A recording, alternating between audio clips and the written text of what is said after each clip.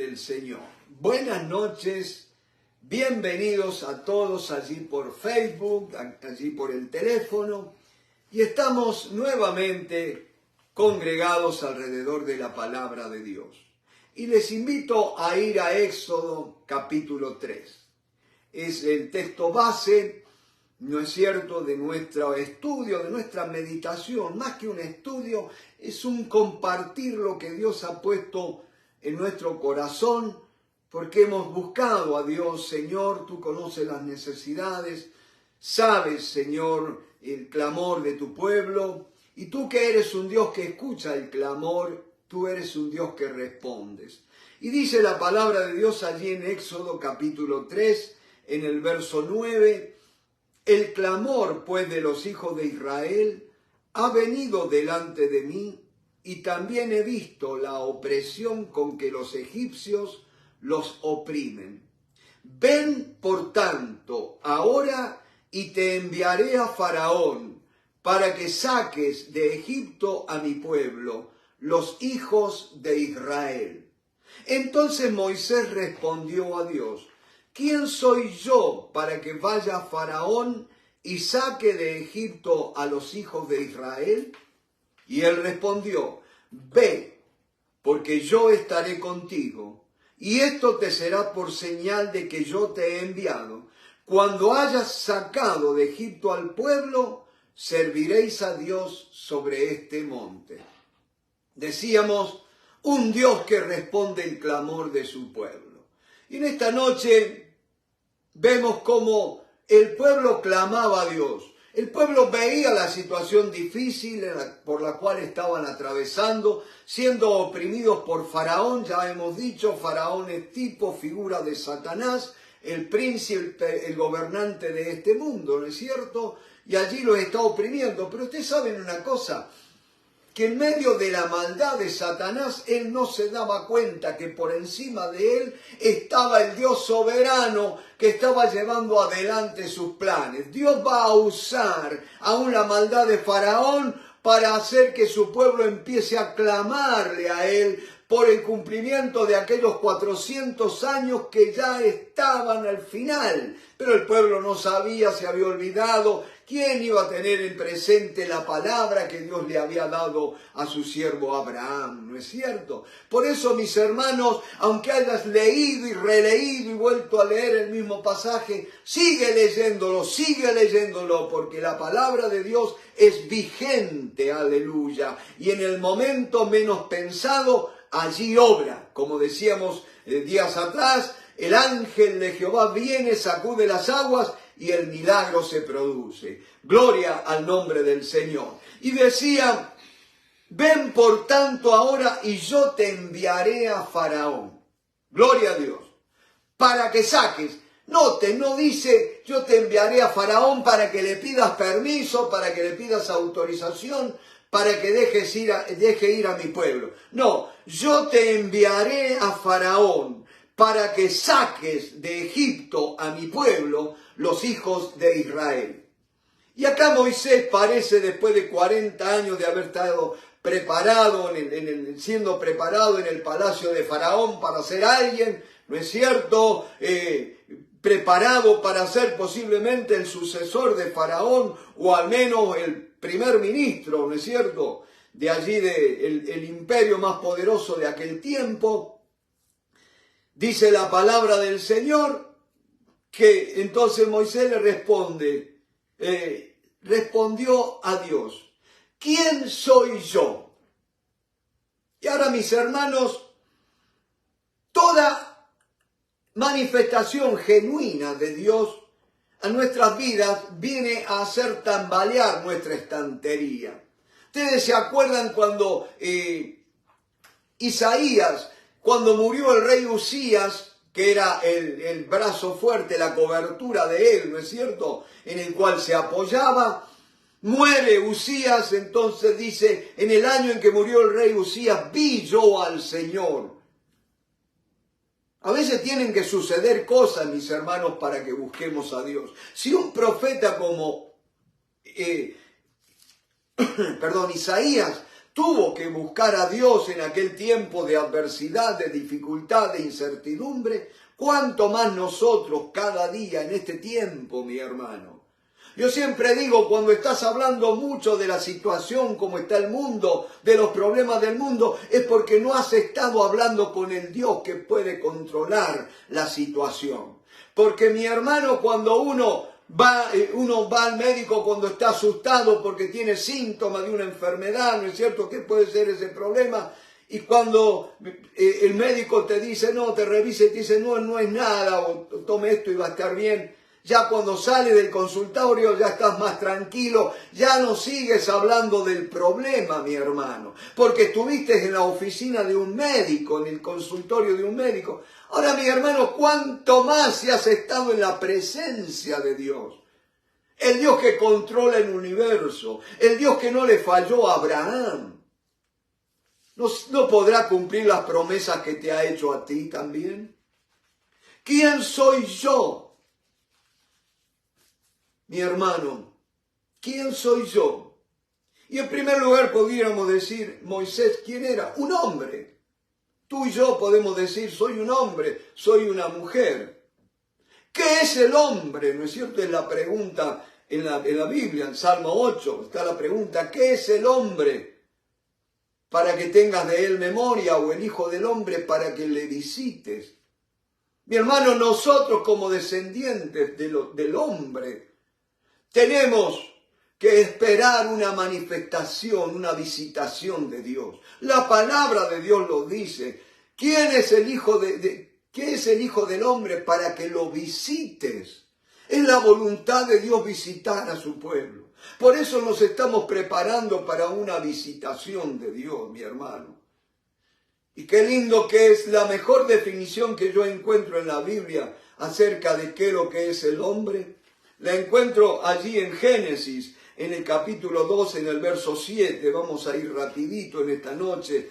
Yo siempre digo, para entender la Biblia tenemos que leer los 3 primeros capítulos de Génesis. Allí está lo que yo le llamo el código de la interpretación bíblica. Los 3 primeros capítulos del libro de Génesis. Y en el verso 7 del capítulo 2 dice, entonces Jehová formó al hombre del polvo de la tierra y sopló en su nariz aliento de vida, y fue el hombre un ser viviente. Reina Valera dice, y sopló en su nariz. Yo por un momento me ponía a pensar, Dios se tomó el trabajo de estar ahí tomando tierra, formando este muñeco, ¿no es cierto? Y dice Reina Valera, y sopló. ¿Se imaginan Dios soplando? Ese muñeco se hubiera desintegrado. No hubieran quedado ni rastro de ese muñeco.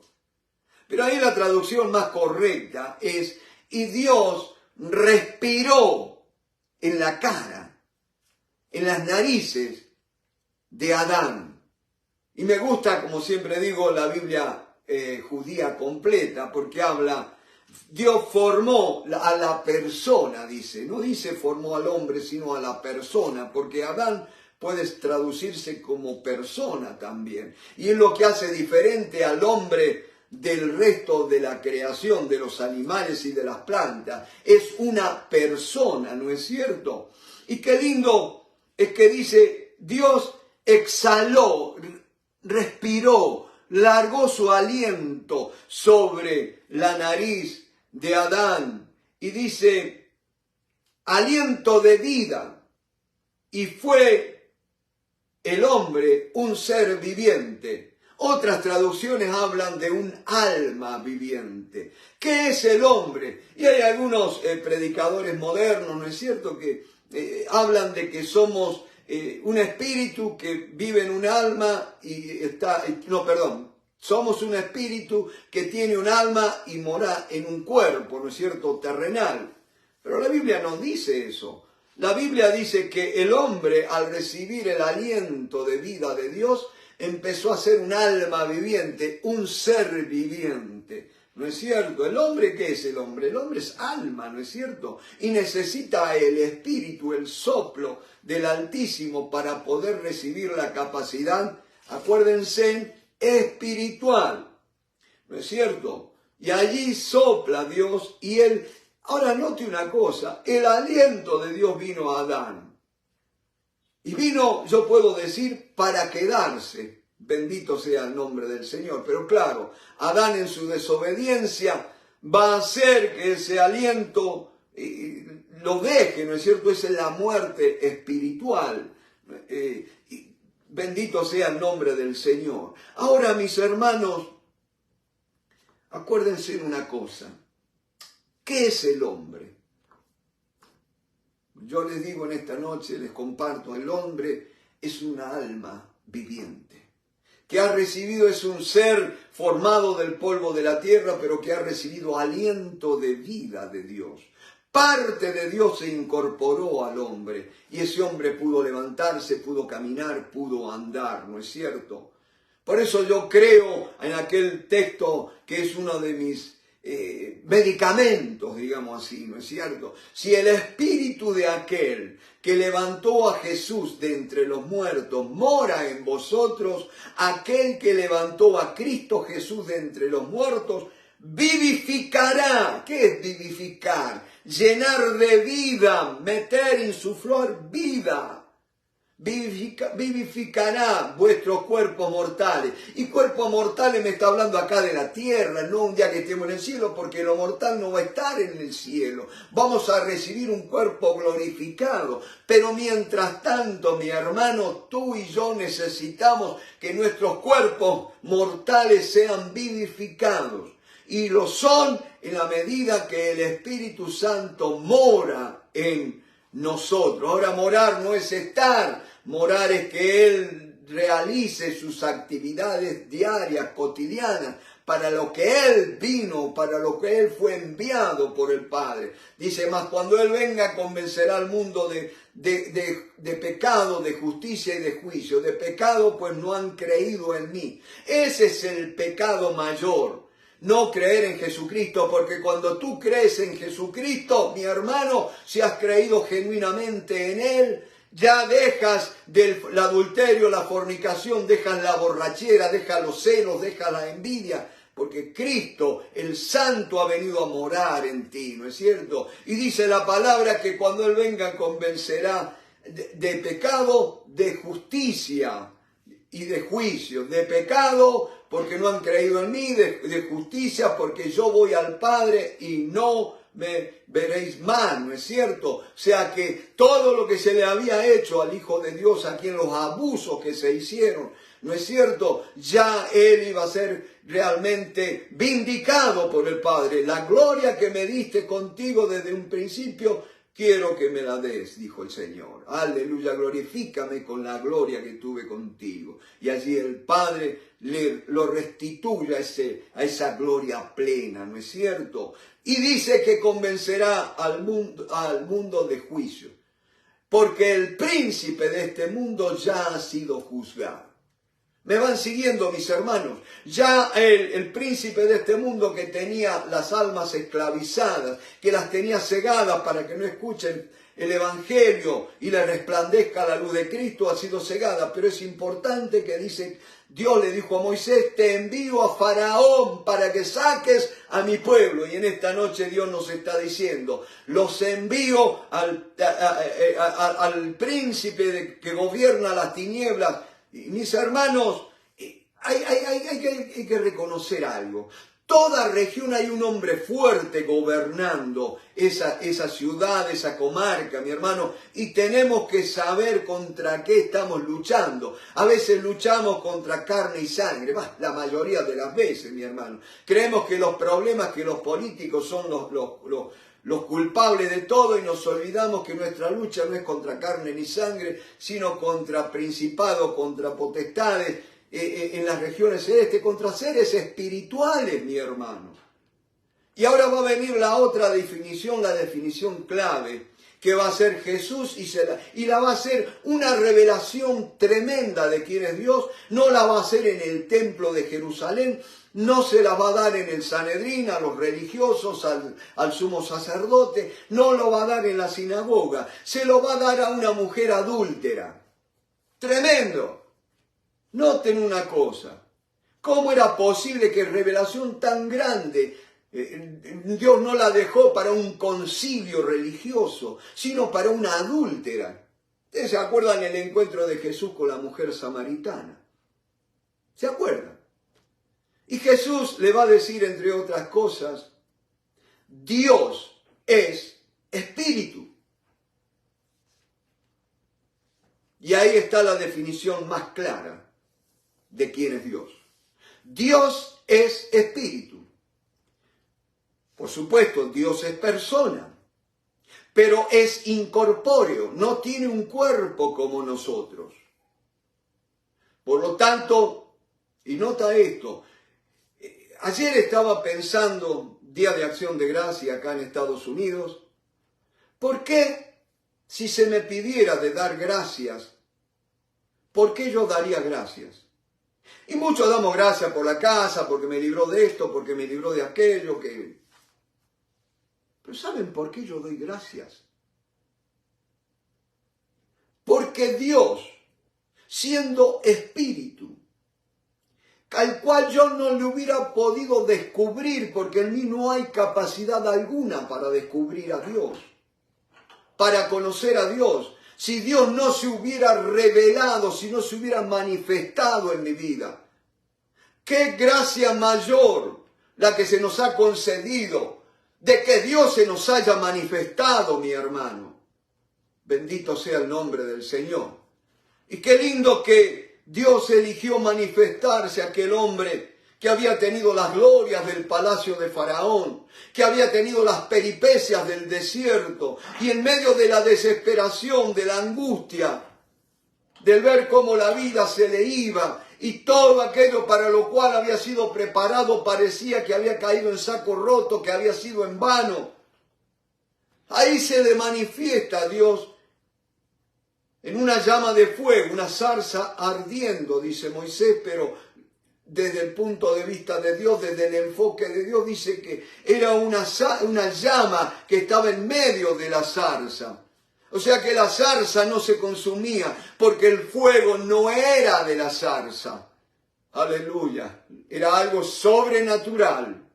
Bendito sea el nombre de Dios. Dios ha elegido, y aquí hay una palabra de Dios, una palabra de aliento. Dios ha elegido lo más humilde, aquello que no califica. Mi hermano, si hubiera ido un mueblero al desierto a buscar madera, nunca hubiera elegido una zarza para buscar buena madera.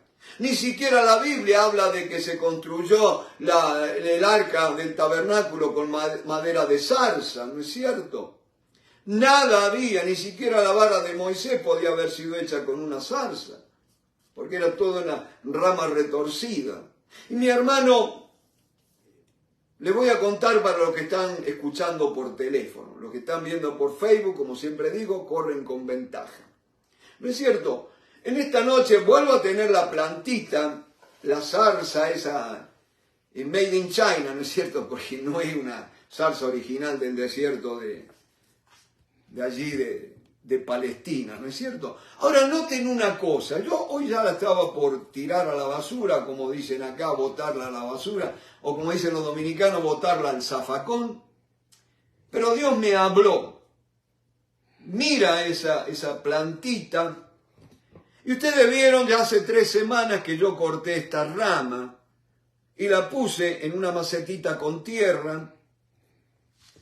Pero, ¿qué pasa? En 3 semanas hubo varios cambios que se fueron produciendo. Las hojas ya se están marchitando, se están poniendo mustias. Si usted la toca ya medio fuerte, ya las hojas empiezan a caer. Pero, ¿qué si esta planta hubiera sido un frutal, hubiera sido una rama de mango o de durazno, o naranja o manzana? Al estar cortada, ¿no es cierto? Esta planta fue cortada del tronco que la sustentaba, que le daba vida, que le transmitía savia a toda ella y la mantenía viva y la llevaría a producir, repito, si hubiera sido una rama frutal, hubiera producido fruto, ¿no es cierto? Pero como fue cortada, esta planta va a cumplir lo que dijo Jesús, es cortada y es echada al fuego. ¿No es cierto? En este caso va a ser a la basura, al zafacón. Pero fíjense una cosa. En esta noche te hago la pregunta. Quizás estás en la misma situación o estamos en la misma situación de esta plantita, esta zarza, que no ha dado fruto. Note una cosa, yo esta planta, esta ramita le puse tierra, le puse agua de lluvia, pero ¿sabes qué? Siguió marchitándose, siguió secándose. ¿Por qué? Repito, no está conectada a la planta. Y nosotros, si no estamos conectados a la planta, por eso Jesús nos dijo, permaneced en mí. Porque si no permanecemos en Él, nada podemos hacer. Si no hemos estado llevando fruto, y el fruto es la evidencia de que estamos conectados, de que la vid, la savia de la vid está fluyendo, la vida de la vida está fluyendo a través de nosotros y sale, mi hermano, y cuando hablamos, no hablamos palabras. Usted va a decir, uy, pero el hermano habla la misma palabra que le escuché decir a fulano o a mengano, pero cuando lo escucho a él, hay algo distinto. Las mismas palabras, ¿no es cierto? Los mismos textos bíblicos, pero hay algo distinto que sale de la boca del hermano. Y esa es vida que solo el Espíritu Santo puede dar. Pero acuérdate que estamos permaneciendo en la vid. ¿Me va siguiendo, mi hermano? Permanecer en la vid. Esa es la clave. Y el mundo está como está porque nos hemos apartado, nos hemos alejado de Dios. La Biblia habla de que cada cual se apartó por su camino. En mi nación, Argentina, podríamos decir, cada uno se cortó por su lado. Se cortó por la suya, ¿no es cierto? Hizo la suya, se olvidó de Dios. Y mis hermanos, ¿quién soy yo? Y Dios le da una comisión. Y hoy que se habla tanto de identidad, que esto, que el otro, de autoestima. Y entonces, noten, volvamos al capítulo 3 allí de Éxodo. Noten que Moisés le dice, versículo 11 del capítulo 3, entonces Moisés respondió a Dios. A veces pensamos que nosotros le vamos a decir a Dios algo que Dios no sabe. Señor, mira cómo está el mundo, y mira esto, y mira lo aquello. Como si Dios no supiera. Lo que tenemos que decirle, Señor, mira cómo está mi corazón a causa de cómo está el mundo. Acuérdate que yo oiré cuando alguno sintiere la plaga en su corazón. Yo hoy podía orar por ese hombre americano con cirrosis, porque me identifiqué con él. Mi papá Pereira, el cual vi solamente 3 veces en mi vida, me enteré años ya, mucho tiempo después, no lo volví a ver, después me convertí al Señor, no lo pude encontrar, y me enteré con el tiempo que había muerto en Paraguay y que había muerto de cirrosis hepática, ¿no es cierto? Él nunca, que yo sepa, nunca se le habló del Señor. Quizás que Dios en su misericordia haya permitido, no lo sabemos, pero está la incertidumbre, la tristeza, ¿no es cierto? Y me identificaba con este hombre que todavía está con vida, este americano Clayton, todavía está con vida. Y entonces, mis hermanos, debemos usar lo que nos ha pasado a nosotros para aclamar por esa persona. Por eso es que, aquí hay palabra de Dios. Por eso es que David le dijo a Dios, Dios, pon mis lágrimas en tu redoma. Una redoma era una especie de frasco, de envase donde uno conservaba. No le dijo pon mi lágrima en tu vasija, no le dijo pon mis lágrimas en tu odre. Pon mis lágrimas en tu redoma. No permitas que estas lágrimas se sequen. No permitas que estas lágrimas caigan en tierra y se pierdan. Ponlas en tu redoma. Redoma es el lugar donde Dios guarda nuestro sufrimiento, las cosas de valor que nos... Acuérdate que todo lo que te pasa a ti tiene valor para Dios. Aunque a veces cuando estamos sufriendo decimos, ¿por qué Dios me tiene que pasar esto? Dios valora lo que te está pasando, mi hermano, ese dolor, esa artritis, eso. Dios valora eso que te está pasando. Ojo, no me malinterpretes. ¿Por qué valora? Porque ahí Dios a través del dolor da liberación.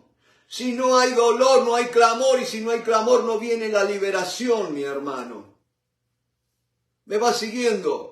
Y ahí pude orar por este hombre, Clayton decía, porque me identifiqué con mi propio padre terrenal,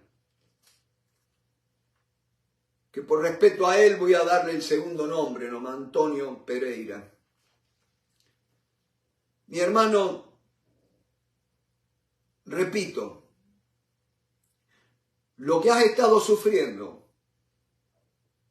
pide la unción del Señor sobre eso. Acuérdense Pablo. Siento que el Espíritu del Señor está fluyendo de esta manera. Uno se puede proponer muchas cosas, puede hacer un plan de la clase, puede hacer un bosquejo, pero el Espíritu es como un río, es como el soplo del viento. Bendito sea el nombre del Señor. Y uno tiene que percibir la brisa suave del Espíritu. Y decía, está sufriendo. Pablo estaba con un problema que lo mortificaba.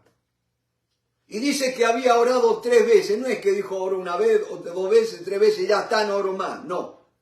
3 veces la Biblia habla de un tiempo indeterminado, pero sí un tiempo específico, hasta que Dios me responda.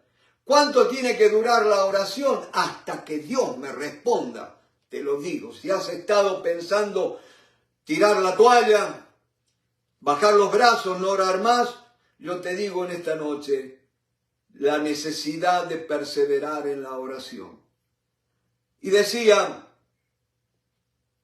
Pablo pidió a Dios ser librado de ese aguijón. No dice la Biblia que lo que era, no dice que era una enfermedad, no lo dice. Lo único que sí que dice que Dios le contestó, bástate mi gracia, porque mi poder se perfecciona en la debilidad. Cuando nos hemos sentido débiles, allí es cuando clamamos por la gracia de Dios.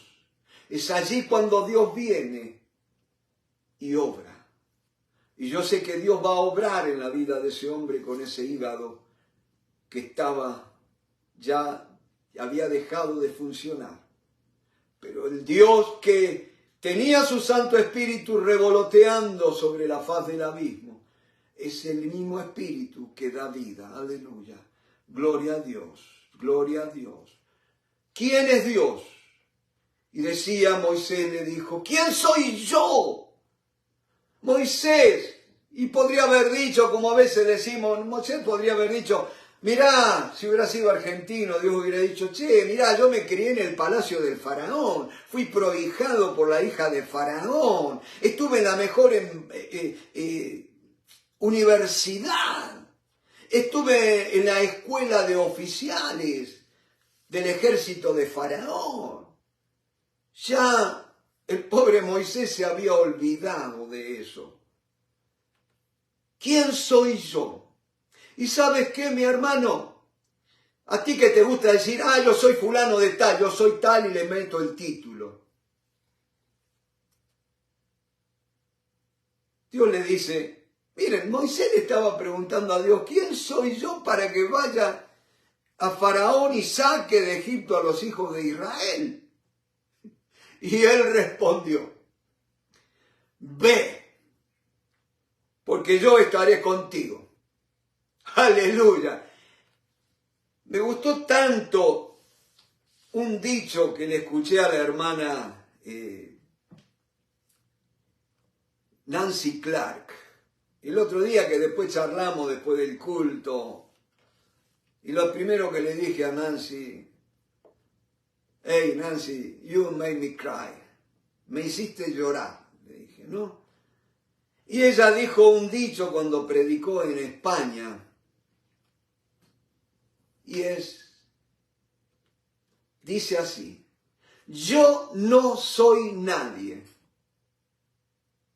pero conozco a alguien. Aleluya. Yo no soy nadie. ¿Quién soy yo?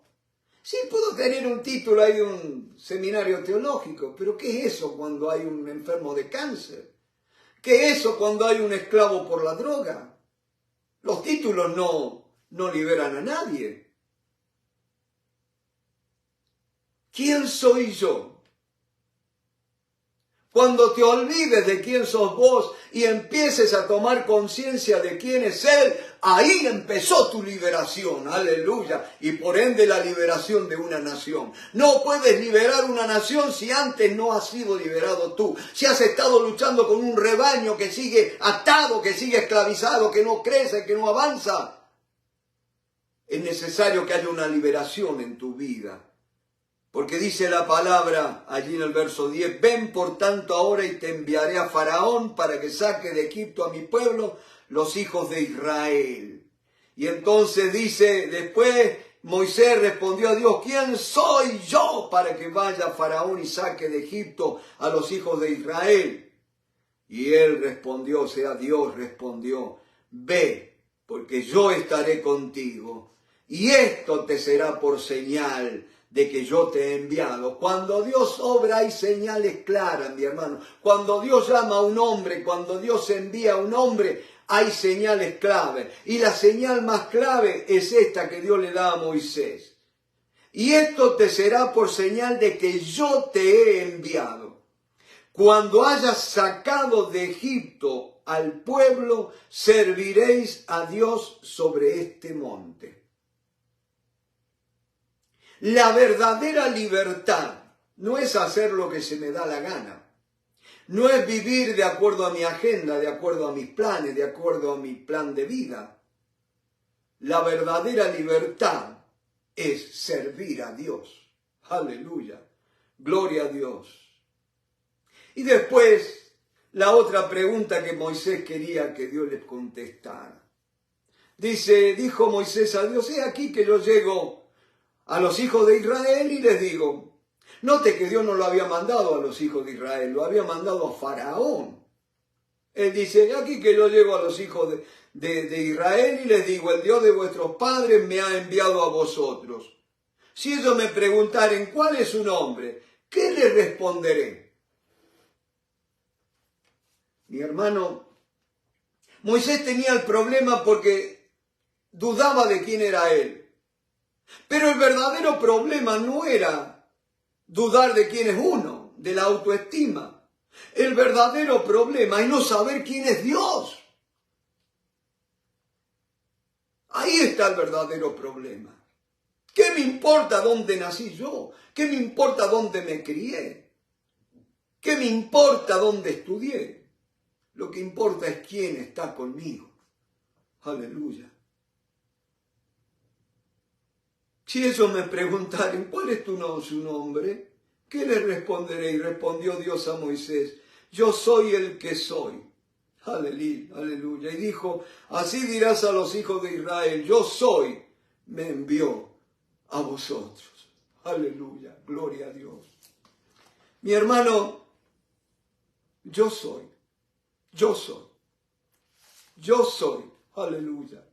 Ahora, si sabes quién es el yo soy, si conoces el yo soy, sabrás quién tú eres, aleluya. Ahí sí vas a saber quién eres. Y lo único que vas a poder decir, como decía en la antigüedad, se decía, siervo del Dios Altísimo.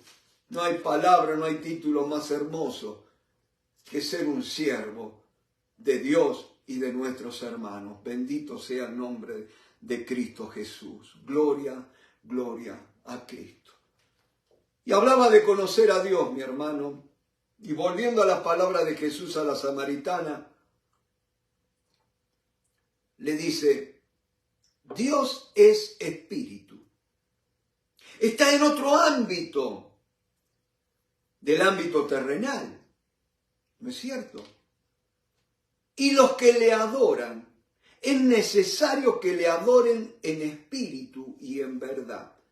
O sea que en esta noche vemos esto, Dios es espíritu y yo tengo que aprender a ministrar, a servir, a adorar a Dios en espíritu, no en mis emociones, no en mi carne, no en lo que ven mis ojos, no en lo que oyen mis oídos, sino en cómo me conecto con el Dios de los cielos, ¿no es cierto?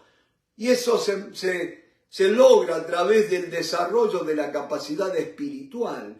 Pero eso no lo vas a lograr ni siquiera estar sentado en una iglesia. Eso lo vas a lograr pasando tiempo a solas con Dios. Fíjense, Moisés tenía un montón de dudas. ¿Quién soy yo? ¿Cómo voy a ir? Y voy a decir... Pero Moisés se olvidó de algo tremendo, que algo que tú y yo y aún el más ungido de los predicadores pagaría por tener lo que Moisés estaba teniendo en ese momento, ir a tener una entrevista con el Dios de los cielos, estar hablando con él. Y que el Dios le hablara y él le preguntara y Dios le respondiera. Miren lo que estaba perdiendo Moisés de disfrutar por estar con sus dudas. Tremendo. ¿Quién es Dios? Vayamos a Primera de Corintios, el tiempo va avanzando, ¿no es cierto? Primera de Corintios, bendito sea el nombre del Señor, capítulo 8. Pablo, escribiendo a los de Corinto, en la primera carta, en el capítulo 8, está refiriéndose al tema del trato con la idolatría, con los ídolos, si se debía comer o no comer comida consagrada a los ídolos y todo lo demás. Y dice Pablo, en cuanto a lo sacrificado a los ídolos, sabemos que todos tenemos conocimiento. Noten lo que dice Pablo. Sabemos que todos tenemos conocimiento. Y de hecho el ser humano tiene conocimiento. Dios lo ha creado, lo ha dotado con la capacidad de aprender, ¿no es cierto? Y por lógica tenemos un cierto conocimiento. Pero en esta noche, al leer, vamos a descubrir algo. Dice, el conocimiento envanece, pero el amor edifica. Parece que fuera una contradicción. Y acá es donde se empieza a definir el verdadero conocimiento. Sabemos que todos tenemos conocimiento. Pero entonces dice que el conocimiento puede envanecer, te puede poner arrogante. Ah, cuánto sé, que esto, que el otro. ¿No es cierto? Dice, pero el amor edifica. Entonces decimos, nos quedemos como ignorantes y amemos. No, mi hermano, no es así lo que la palabra nos enseña. Note que dice, y si alguno se imagina que sabe algo, aún no sabe nada como debe saberlo. Entonces, en esta noche te digo, el conocimiento que tenemos de Dios, ¿es realmente verdadero conocimiento? ¿O es imaginación? ¿O es opinión de otros que hemos acumulado en nuestra mente? ¿Cómo saber que estamos andando en el verdadero conocimiento? Y en este caso el verdadero conocimiento es el conocimiento de Dios. ¿Se puede medir cuánto conozco de Dios? Y sí, porque dice, y si alguno se imagina, o sea, fíjense, mucho del conocimiento que decimos tener es imaginación. Imaginamos que Dios es esto, que Dios es lo otro. Hemos hecho un Dios a nuestra imagen, a nuestra imaginación, conforme a nuestra semejanza. Pensamos que Dios es como nosotros y que obra como nosotros. ¿Vieron cuando a veces nosotros Dios pierde la paciencia y entonces lo hacemos a Dios como un padre que se enojó con el hijo, le hizo perder la paciencia y agarró la chancleta y le entró a dar, ¿no es cierto? Dios obra cuando llega el cumplimiento del tiempo. Bendito sea el nombre del Señor.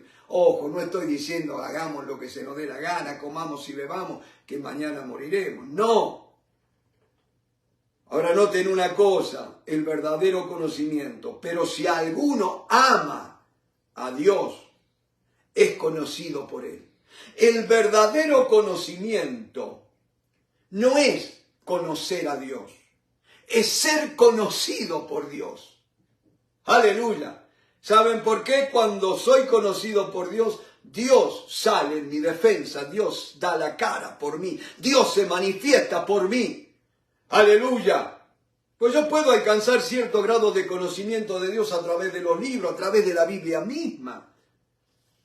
Pero el conocimiento que Dios tiene de mí es en su presencia, en mi entrega, en el altar de Dios. Acuérdate que el verdadero conocimiento no es lo que tú conoces de Dios, sino lo que Dios conoce de ti. Pero si alguno ama a Dios, es conocido por Él. Ahora, ¿cómo puedo amar a Dios si Dios es espíritu? Es indudable que Dios tiene que obrar en mi vida, ¿no es cierto? A través de su espíritu. Y dice, acerca pues de las viandas, o sea, de las comidas, de los alimentos preparados que se sacrifican a los ídolos. Sabemos que un ídolo nada es en el mundo. Y acá está hablando de un problema sutil, mi hermano. Está hablando de gente que conoce a Dios, pero le está hablando de la idolatría. Y la idolatría es una aberrante desviación de la verdadera fe. Porque el idólatra es uno que cree, sabe que hay un ser supremo, algo, un poder superior. Por eso hay que tener cuidado cuando hablamos del poder y que esto y que lo otro, ¿no es cierto? La fuerza te acompañe, como dicen los fanáticos de la Guerra de la Galaxia, ¿no es cierto? Y que vos tengas mente positiva y pensamientos positivos. Camán, busca el que tiene todo poder, mi hermano. Entonces dice, acerca pues de las viandas que se sacrifican a los ídolos, sabemos que un ídolo nada es en el mundo y que no hay más que un Dios. Pues aunque haya algunos que se llamen dioses, nota, sea en el cielo o en la tierra, como hay muchos dioses y muchos señores, por eso mi hermano, yo digo, no te dejes enroscar la víbora por lo que hablan, que confían en Dios, que hay que creer en Dios, que Dios y Dios y Dios y Dios.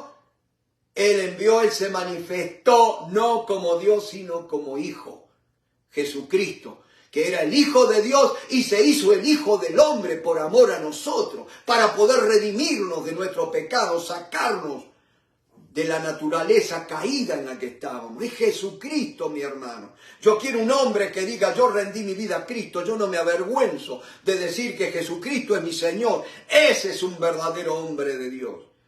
Lo demás es un charlatán, un mercader. Y dice la palabra, solo hay un Dios, el Padre. Ven, Dios el Padre, mi hermano. Y como Dios el Padre, acuérdense cuando le pidieron a Jesús que le enseñara a orar, él dice, Jesús le enseñó, dice, ustedes cuando oren digan así, Padre nuestro. Aleluya. Dios es Padre. Bendito sea el Señor. Y dice, hay un Dios, el Padre. Y nota, del cual proceden todas las cosas. Mi hermano, Dios, el Padre, se manifestó al mundo a través de elegir a aquellos que iban a ser conformados a la imagen de Cristo. Él se manifestó amando, de tal manera amó Dios al mundo, y se manifestó dando, que ha dado a su Hijo unigénito. Dios es el dador de todas las cosas. ¿Por qué? Porque dice bien claro acá la palabra de que el Padre del cual proceden todas las cosas. Mi hermano, entonces de ahí aprendo de que toda oración no debe ser hecha ni a Jesucristo ni al Espíritu Santo. Toda oración debe ser hecha al Padre, porque del cual proceden, Él es el que tiene todas las cosas. Es más, dice que Dios nos ha concedido el Espíritu Santo para que sepamos qué cosas Él ya nos ha concedido. Toda oración tiene que ser hecha al Padre. Bendito sea Dios. Y dice, y de cuál proceden todas las cosas, pero acá hay otra cláusula más, mi hermano, en el contrato. Y esta no está en letra chiquita. Está en el mismo tamaño que las otras letras. Dios no esconde nada, Dios no engaña a nadie. Y dice, vos estás buscando a Dios por las cosas, sí, de Él proceden todas las cosas, y haces bien buscar a Dios. Pero nota lo que dice la segunda parte. Dice, y nosotros somos para Él. ¿Me va siguiendo? De Dios proceden todas las cosas y nosotros somos para Él, fuimos creados para Él. Mi hermano, no hay otro motivo, no hay otra razón de ser para nuestra existencia, sino ser para Dios, mi hermano. Bendito sea el nombre del Señor. Y dice, y un solo Señor, a uno solo que se le debe la honra, la adoración aquí en la tierra, ¿no es cierto? Y en el cielo la adoración va a ser al Padre, al Dios eterno, ¿no es cierto? Pero en la tierra, dice, hay un solo Señor, no era el César, no es el presidente tal o más cual. Nuestro Señor es Jesucristo, el que manda, el que tiene todo derecho en nuestras vidas. Y dice, note esto, por medio del cual son todas las cosas. Todas las cosas proceden de Dios. Dios es la fuente. Pero Jesucristo es quien hace posible que las cosas las recibamos. ¿Me van siguiendo? ¿Qué es lo que necesitas en esta hora? Jesucristo hace la provisión. ¿Estás necesitando sanidad? Vaya que si Jesucristo hizo provisión en la cruz del Calvario. Y dice, por medio del cual son todas las cosas, o sea, todas las cosas son posibles por Jesucristo. Y nosotros por medio de Él. Él es el que nos da vida, Él es el que nos activa para que podamos tener una relación correcta con el Padre. Y dice, acá no lo dice, pero después en otra salutación Pablo habla de que el amor de Dios, el amor del Padre, la gracia del Señor Jesucristo y la comunión del Espíritu Santo. Podemos englobar estas tres personas, ¿no es cierto?, de un solo Dios, pero sabiendo de que el Padre es quien nos eligió, el Padre nos amó y el Padre nos dio a su Hijo, ¿no es cierto? Pero el Hijo, dice, sufrió por nosotros para redimirnos y para sustentarnos. Yo voy a ser fiel hasta mi último día, hasta mi último aliento de vida, porque Cristo es el que me sostiene. No es mi fuerza de voluntad, no es ni siquiera mi fe, es Cristo Jesús, bendito sea el nombre del Señor. Pero no nos olvidemos de la participación del Espíritu Santo, mi hermano. ¿No es cierto? No es porque esté al último que es el menos importante, porque es un solo Dios. Tres personas, el mismo nivel. No son manifestaciones de Dios. Son personas, mi hermano. Y yo he perdido la amistad de un ser muy querido para mí por sostener la doctrina de la triunidad de Dios, no la Trinidad, sino Dios es uno en tres personas. Yo lo creo, la Biblia, las Escrituras lo dicen, ¿no es cierto? Y dice que el Espíritu Santo es que se manifestó a nosotros regenerándonos. Allí Nicodemo pudo experimentar esto. El nuevo nacimiento es por obra del Espíritu Santo. Él es quien nos regenera, quien nos hace nuevos. No puede haber un cambio genuino en una persona si no naciere de arriba, de lo alto, del Espíritu, dice el Señor Jesús a Nicodemo. Pero el Espíritu Santo es el que imparte el poder, mi hermano. Aleluya, Él es el que hace posible la verdad de Dios en nuestras vidas, lo hace realidad. Pero también el Espíritu es el que me santifica. Gloria, gloria al nombre del Señor. Y en esta noche vamos a terminar, ya casi estamos en la hora, nos quedan 2 minutos, ¿no es cierto? Y vamos a terminar con Mateo capítulo 3, mi hermano. Estas son verdades, quizás no te hagan erizar los pelos de la piel, pero mi hermano, son profundas que hay que atesorarlas en el corazón. Juan el Bautista estaba predicando el arrepentimiento, bautizaba para arrepentimiento, ¿no es cierto? Yo a la verdad, dice Juan allí en el 3 de Mateo, verso 11, yo a la verdad os bautizo en agua para arrepentimiento. Note una cosa, yo a la verdad bautizo en agua para arrepentimiento, no por arrepentimiento, no porque estuvieran arrepentidos. Mi hermano, si ellos obedecían al bautismo, Dios les concedía el arrepentimiento. Pero claro, ellos tenían que reconocer que lo que Juan el Bautista decía era cierto, que ellos tenían que dejar las obras que estaban haciendo, ¿no es cierto? Y dice Jesús que los fariseos no aceptaron los designios de Dios y no fueron bautizados por Juan el Bautista. ¿Cómo va a decir que nosotros tenemos que dejar de hacer obras malas si somos perfectos, no es cierto? Pero dice, yo la verdad os bautizo en agua para arrepentimiento, pero el que viene tras mí, cuyo calzado yo no soy digno de llevar, es más poderoso que yo. Él os bautizará en Espíritu Santo y fuego. Te dejo acá en esta noche, mi hermano. Todavía nos queda un minuto, pero te dejo con esto, mi hermano. Espíritu en el Espíritu Santo, no con en el bautismo, o sea, te va a sumergir, pero también te dice que te va a sumergir en fuego, y fuego podés hablar a la vieja usanza del fuego de las pruebas, de las dificultades, de las persecuciones, pero yo te digo una cosa, no en vano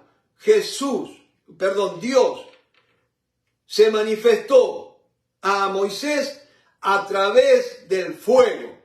Mi hermano, piensa también en esto. El fuego es la presencia de Dios. Dios te va a manifestar, se va a manifestar en tu vida bautizándote en la presencia, en su presencia, en la gloria de Dios. Donde vayas vas a ser portador de la gloria de Dios. Dios te bendiga. Amén.